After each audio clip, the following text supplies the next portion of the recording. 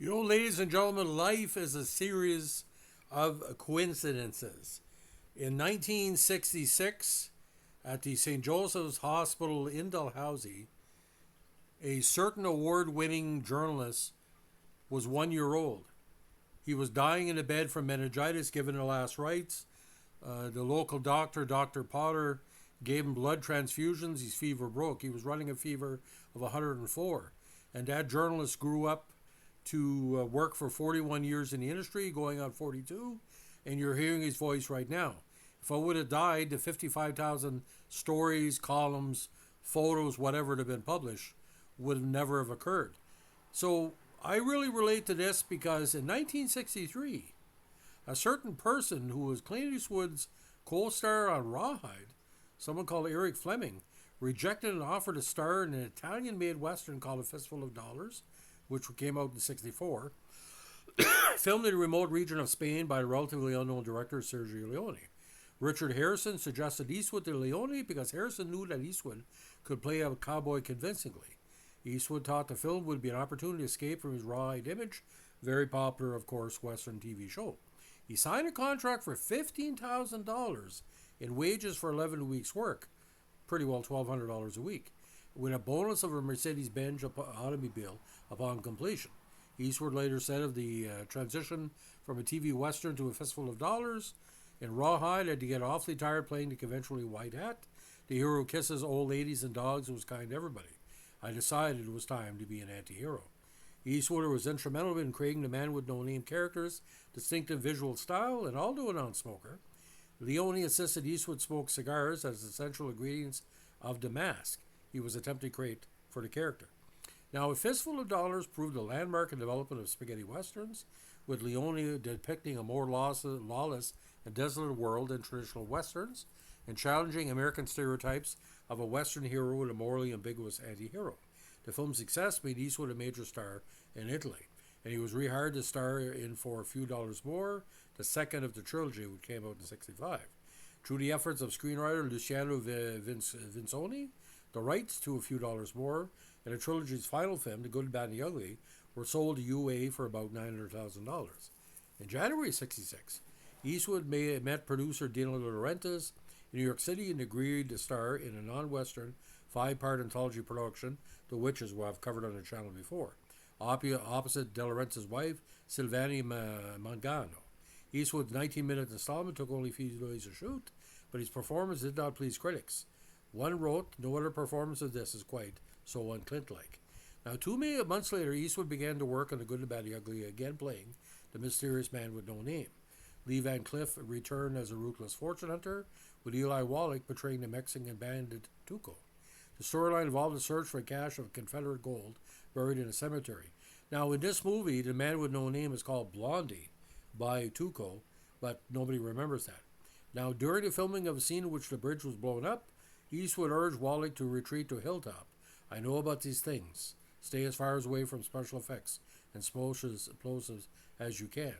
Minutes later, confusion among the crew over the word "vaya" resulted in a premature explosion that could have killed Wallach.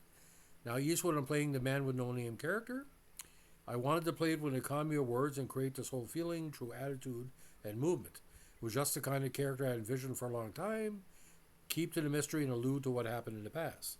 It came about after the frustration of doing Rawhide for so long. I felt the less he said, the stronger he became, and the more he grew in imagination of the audience. Now, worldwide, it did quite well in non-English countries because Eastwood didn't have much to say, and the dubs were easy because most of the Italian actors could be easily dubbed in whatever language.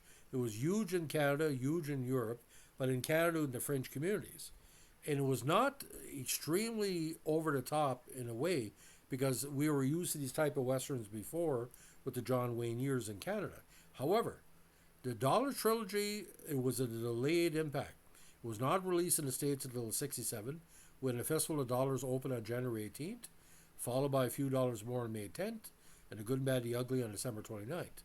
All three were heavily commercially successful, particularly The Good, the Bad, and the Ugly, which eventually earned $8 million in rentals and turned Eastwood a major film star, being ranked for the first time on Quigley's Top 10 Money Making Stars poll in '68. Now, in fifth place. All three received poor reviews and marked the beginning of a battle for Eastwood to win American film critics' respect. Judah Chris described A Fistful of Dollars as cheap jack, while Newsweek called for a few dollars more, excruciatingly dopey. Renee Adler of the New York Times said The Good, the Bad, and the Ugly was the most expensive, pious, and repellent movie in the history of its particular genre. Time magazine drew attention to film's wooden acting, especially Eastwood's, though a few critics, such as Vincent Canby and Bosley Crowther of the New York Times, praised his coolness. Leone's cinematography was widely acclaimed, even by critics who disparaged the acting. Now, in recent years, a lot of film critics have put out top 100 lists of their favorite movies or best movies. Some lists do not include any of the what they call the Man with No Name trilogy. Why, I do not know, but here I have a basic reason. When you have to overthink a movie, you get a certain type of people. If you're under the age, put it this way, if you had an 80 IQ, you could understand The Good, the Bad, the Ugly. Why is that? Most people with an 80 IQ with grade 5 could watch comic books. It was a comic book movie, thus leading to Jonah Hex, thus leading to the rebirth of the Western comic books of the late 60s, early 70s.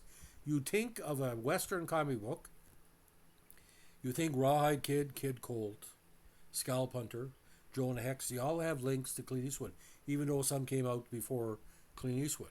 Now, Starr brought Eastwood's movie more roles.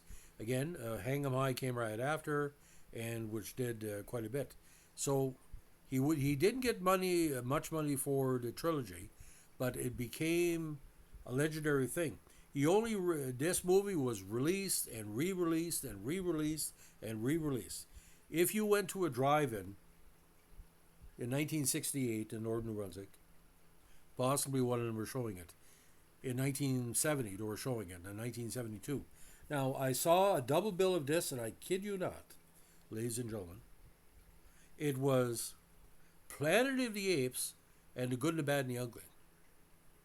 Okay? They're not really related. If a drive-in operator wanted people to go, because the French people in Quebec and Northern New Brunswick, in Acadie, saw Clint Eastwood as their hero.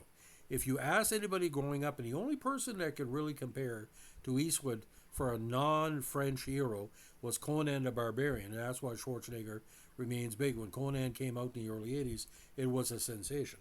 So the Man with No Name, every Sunday afternoon in the summer on TVA, what they call show TV, and late night, it's your typical 2 hour to 2:15 movie. Good, the Bad, the Ugly is a little bit older, but there's stuff in there. The movie is never boring. It's like a Zane Grey Western. It's like kind of a Stan Lee type written. There's a lot going on because Eastwood is Eastwood. In all three movies, he's playing himself, but it's not himself. We don't know if that character is in his mind or your mind. It's very spiritual. Like you look at High Plains Drifter. All these westerns he did later on, getting into Unforgiven and Pale Rider and all that, some of them had no connection at all to these spaghetti westerns.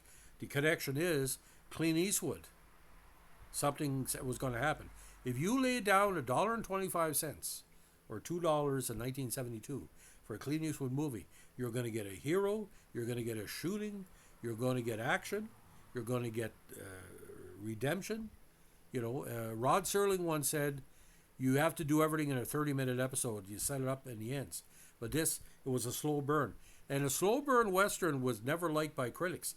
The critics who call themselves critics, you know what I'd like to say? Where are the critics that criticize the critics? It's the only group of people where they're not criticized, just like hockey commentators. There should be critics out there like me, and I'm an essayist. I'm not a critic. I give an example. Pauline Kael, some of the bullshit she talked about, Warren Beatty and stuff like that. The box office star with John Wayne. When John Wayne died, he said, well, listen, you still have Burt Reynolds and Clint Eastwood, who did a movie together. What a surprise. And nowadays, you got Tom Cruise, right? You got Tom Hanks, whatever. And you got Spielberg, he's the star as the director.